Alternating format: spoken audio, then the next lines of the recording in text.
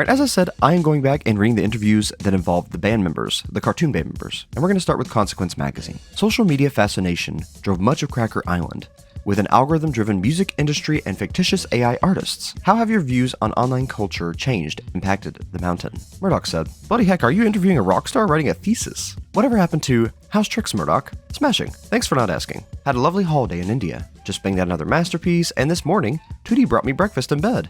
And he didn't over-poach the eggs. Consequence Magazine said, fling LA, you got fake passports and went to India. Why there?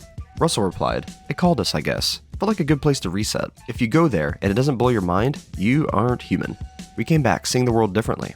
Consequence then asked, what was working with the new collaborators like? And which collaborators have treated you best over the years? Noodle replied, every collaborator brings magic, and Anushka Shankar changed the world with her sitar playing. I won't look at my guitar the same way again. And Tootie added, I'll never forget meeting Grace Jones. She walked up to me, took off her coat, looked me in the eye and said, here, take my coat. The Consequence asked, what was the emotional and structural process of choosing which posthumous collaborations belonged where?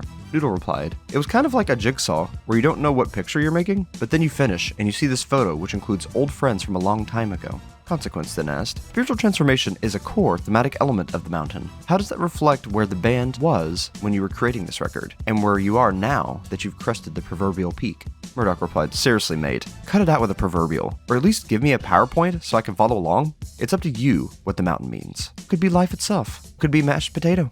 Point is, don't ask an artist to demystify their mystery. I met Vin Diesel at a party once, but deliberately didn't ask him what Fast and Furious 9 represents. Consequence then asked, what is it like tracking your band's history in visual media with the House of Kong exhibition? Russell said, it's a trip, for us too.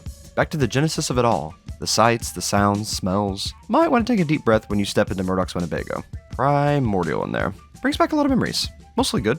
Bit of trauma. Then Tootie added, it was so real I forgot I wasn't in Kong Studios and had to sleep on the sofa.